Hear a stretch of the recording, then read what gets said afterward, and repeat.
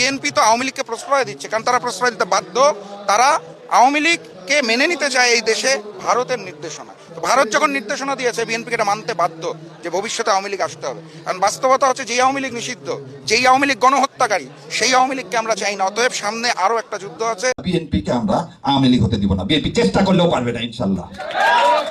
আর যদি চেষ্টা করছেন এই দেশটাকে ভারতের হাতে দেওয়ার, তাহলে কিন্তু পরিণতি খুবই ভয়াবহ হবে। বিএনপির গুরুত্বপূর্ণ সমস্ত উদ্যোগ আটকে যাচ্ছে। দর্শক, বিএনপি এক বিশাল ফাঁদে আটকে পড়ে ঘুরপাক খাচ্ছে। এখান থেকে বের হতে পারছে না এবং পারবে না। একটু অভয় দিলে বলি শালার দালাল, দালাল বলা যাবে না, এজেন্ট। আমাদের 3 কোটি মানুষকে চালায় ওই যে 1 লাখ চাঁদাবাজ। আমরা ওই 1 লাখ চাঁদাবাজের হাতে বন্দী। আমাদের বিজনেস ওই 1 লাখ চাঁদাবাজের হাতে বন্দী। তো আমরা যদি 3 কোটি মানুষ জাগি, গলায় পাড়া মারলে ওই 1 লাখ চাঁদাবাজ কি আর টেকে নাকি?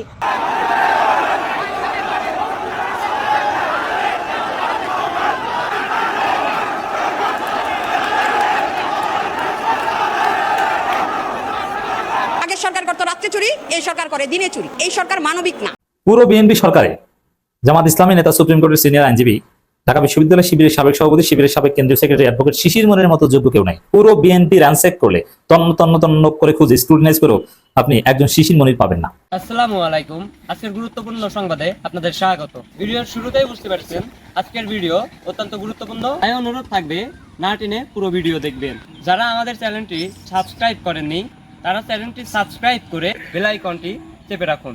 যারা ইতিমধ্যে সাবস্ক্রাইব করেছেন তাদেরকে ধন্যবাদ। কথা না বাড়িয়ে ভিডিওটি একটি লাইক দিয়ে মূল পর্বে চলে যায়। বিএনপির গুরুত্বপূর্ণ সমস্ত উদ্যোগ আটকে যাচ্ছে।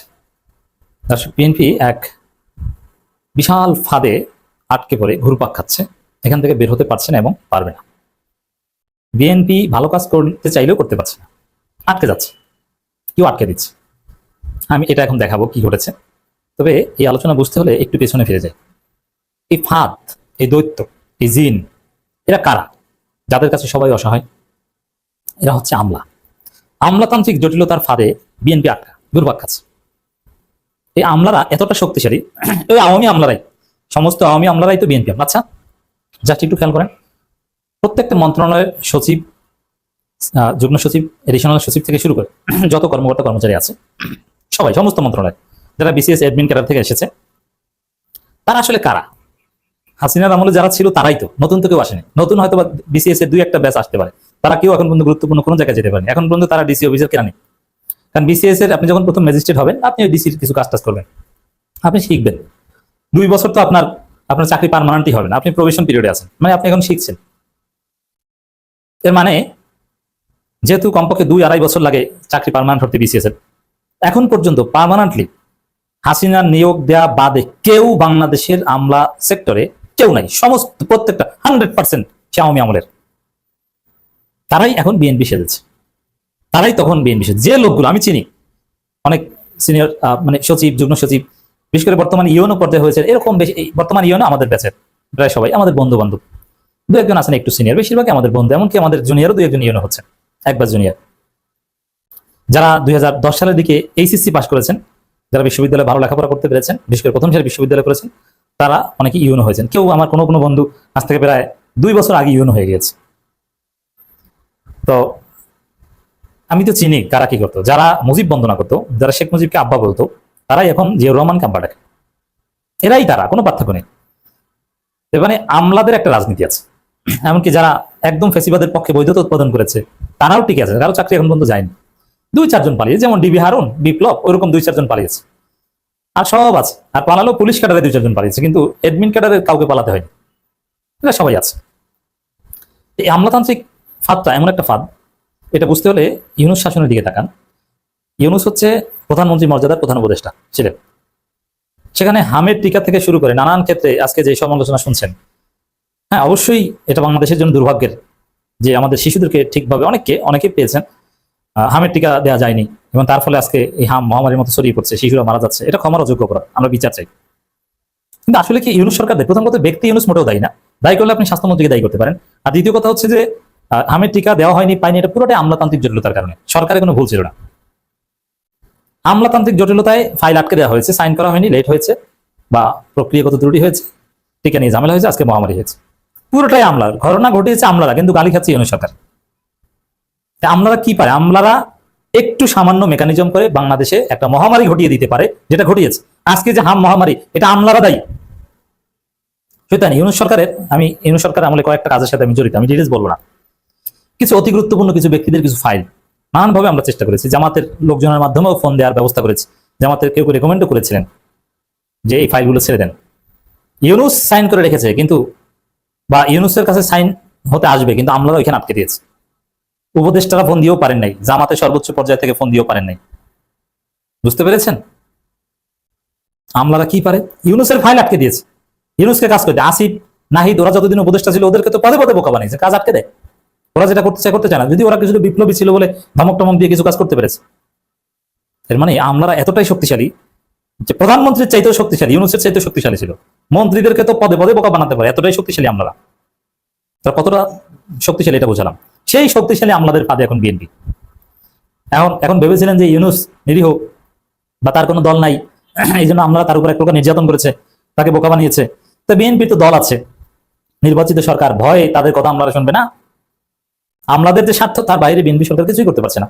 রাষ্ট্রটা চালাচ্ছে আমলারা, বিএনপি শো। আমলা ডিপ স্টেট, আর আমলারা পার্ট অফ ডিপ স্টেট। আমাদের একটা বিরাট অংশ ডিপ স্টেট হয়ে খেলছে। প্রথম আলো daily star part of deep state.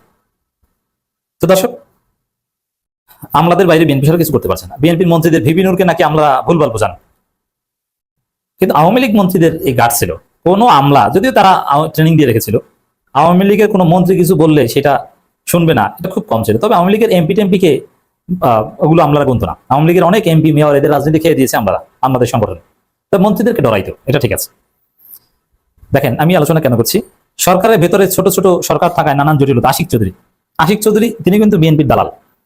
Yunus সরকারে যারা গুপ্ত বিএনপি ছিল তাদের মধ্যে আশিক চৌধুরী অন্যতম। চমৎকার কথা বলেন, ভালো ছেলে, ঠিক আছে, এরকম বিএনপি হলে ভালো। আশিক চৌধুরীর মতো ভালো ছেলেরা যদি বিএনপি করে ভালো। যেমন বিএনপি প্রফেসর নিয়াজ আহমেদকেও সরিয়েছে ঢাকা বিশ্ববিদ্যালয়ের ভাইস চ্যান্সেলর পদ থেকে, কিন্তু আশিক চৌধুরীকে বিডিআর চেয়ারম্যান পদ থেকে বিএনপি সরায় না। মজা না? খলিলুর রহমান, আশিক চৌধুরী, এরা ছিল বিএনপির দালাল, গুপ্ত বিএনপি, যার ফলে তারা বহাল তবিয়তে আছে এবং থাকবে বলে মনে হচ্ছে। তো দর্শক, এখানে আশিক চৌধুরী বলছেন যে সরকারের ভেতরে ছোট ছোট সরকার থাকায় নানান জটিলতা। আশিক চৌধুরী এরা গুপ্ত বিএনপি, কিন্তু তারা ছাত্রদল করে বিএনপি হয়েছেন, বা পলিটিক্যাল বিএনপি, নন পলিটিক্যাল গুপ্ত বিএনপি, যার ফলে আশিক চৌধুরীদের আমলারা গুনছে না, তাদের কাজ করতে পারছে না। এমনকি মির্জা ফখরুল ইসলাম আলমগীরের মতো নেতারাও আমলাতান্ত্রিক জটিলতার উপর ক্ষোভ প্রকাশ করেছেন। ভিপি নুরেরা ক্ষোভ প্রকাশ করেছেন যে আমলাতান্ত্রিক জটিলতার কারণে এটা আটকে থাকে, কোথাও ভালো নেই, সব জায়গায় ঘুষ ছাড়া কোনো কাজ হয় না। মির্জা ফখরুল ইসলাম আলমগীর নিজে বলেছেন। এবং আমলাতান্ত্রিক জটিলতার কারণে ইনভেস্টমেন্ট আসছে না, মির্জা ফখরুল নিজে বলেছেন। তাহলে বোঝেন দেশের পরিস্থিতি কতটা খারাপ এবং ভয়ানক। সরকারের ভেতরে ছোট ছোট সরকার, এটা হচ্ছে ওই আমলাতন্ত্র, ডিপ স্টেট, অমুক তমুক, আবার বিএনপির অমুক গ্রুপ তমুক গ্রুপ, যার ফলে ভালো ভালো কাজ আটকে যাচ্ছে। আশিক চৌধুরী আজকে এটা খোলামেলা বলতে বাধ্য হচ্ছে। তো অবস্থা ভয়াবহ থেকে ভয়াবহতর। এই বিএনপি সফল হতে পারবে না।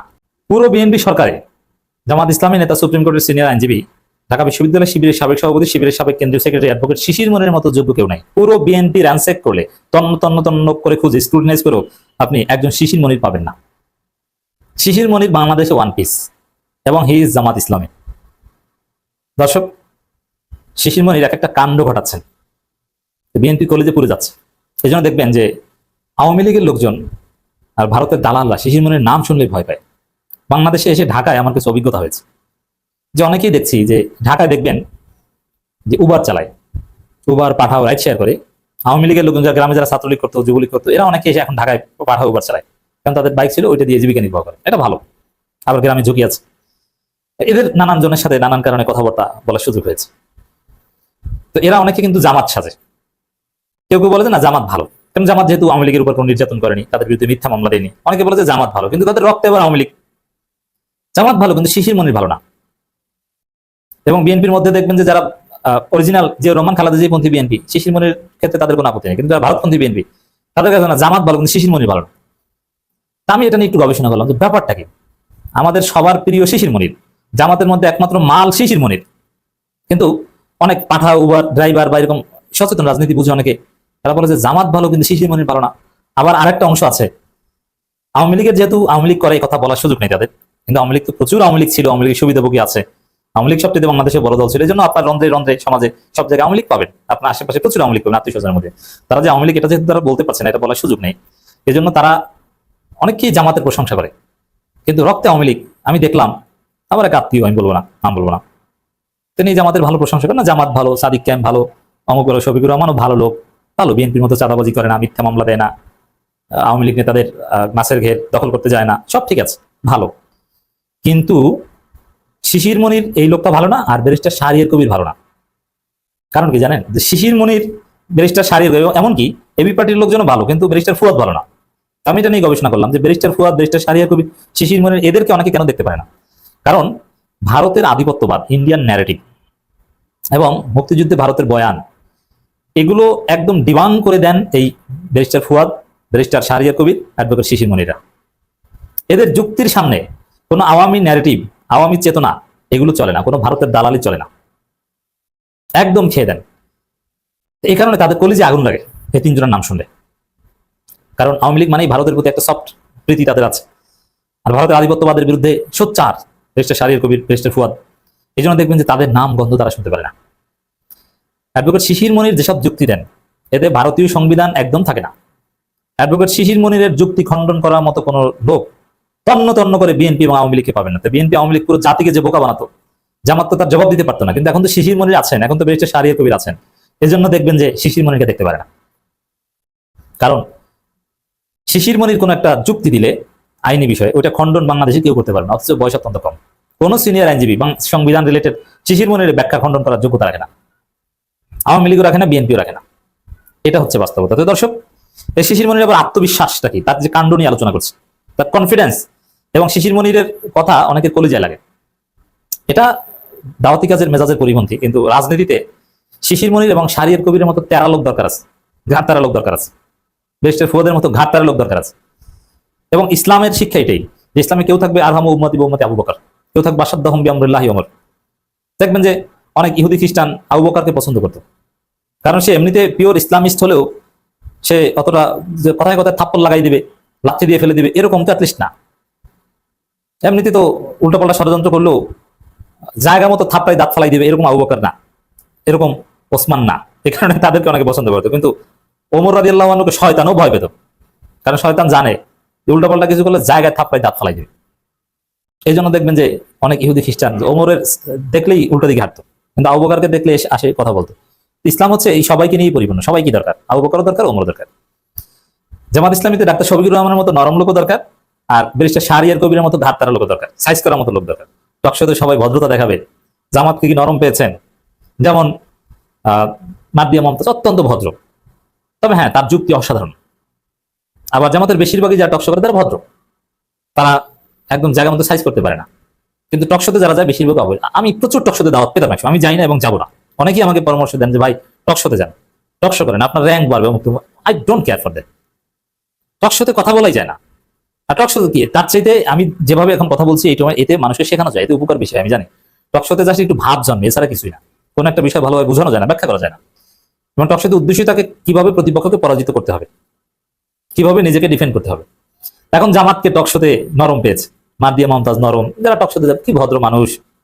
কিন্তু ব্যারিস্টার শাহরিয়ার কবিরের সাথে চালাকি করে আপনার চালাকি খাওয়াই দেবে, আপনার উত্তেজনা, ঝগড়া, ফাজলামি একদম আপনাকে খাওয়াই দেবে ব্যারিস্টার শাহরিয়ার কবির। এরপরে শিশির মনিরও সেম। শিশির মনির হয়তো উত্তেজিত হন না, কিন্তু যুক্তিতে আপনি পারবেন না। আল মামুন রাসেল অসাধারণ টকশো করেন, তো সবাই একরকমের হবে না। তো শিশির মনির একটা কথা বলেছেন, সংবিধান সংস্কারে সরকারি দলের জ্ঞানের ঘাটতি আছে এবং সালাউদ্দিন আহমেদ ভালো স্টুডেন্ট ছিলেন না, পড়াশোনা করেন না, ফাঁকিবাজি করেছেন। এই যে কথাগুলো, এগুলো ওদের কলেজে আগুন ধরে। তো শিশির মনির ওদের কলেজে আগুন ধরিয়ে দেওয়ার মতো কথা বলতে পারেন এবং বলেন, তারপরে চুপচাপ। এখন সংবিধান সংস্কারে সরকারি দলের জ্ঞানের অভাব আছে। কি জ্ঞানের অভাব আছে? হাতে কলমে শিশির মনির দেখিয়ে দিচ্ছেন। সালাউদ্দিন আহমেদ ঠিক মতো পড়াশোনা করেন না, এই কারণে অনেক কিছু বোঝেন না। এই যে শিশির মনিরের যুক্তি, এগুলো খণ্ডন দেখেছেন বিএনপির পক্ষ থেকে? বাস্তব কথা হচ্ছে শিশির মনিরের যুক্তি বিএনপি আওয়ামী লীগের কেউ খণ্ডন করতে পারে না। এই জন্যই শিশির মনিরের মতো যোগ্য লোক বিএনপি সরকারে নেই, পুরো বিএনপিতে নেই, আওয়ামী লীগে নেই। শিশির মনির বাংলাদেশে ওয়ান পিস। হয়তো ব্যারিস্টার মওদুদরা ছিল, আর শিশির মনির সবচেয়ে বড় শক্তি তিনি সত্যের পক্ষে। সত্যের পক্ষে, এটি তার সবচেয়ে বড় শক্তি। তবে সত্যের পক্ষে থাকতে, টিকে থাকতে যোগ্যতা লাগে, এই যোগ্যতা শিশির মনির আছে। আর আওয়ামী লীগ বিএনপিতে অনেক যোগ্য লোক আছে, কিন্তু তারা সত্যের পক্ষে নয় বলে শিশির মনির সাথে তারা পেরে ওঠে না।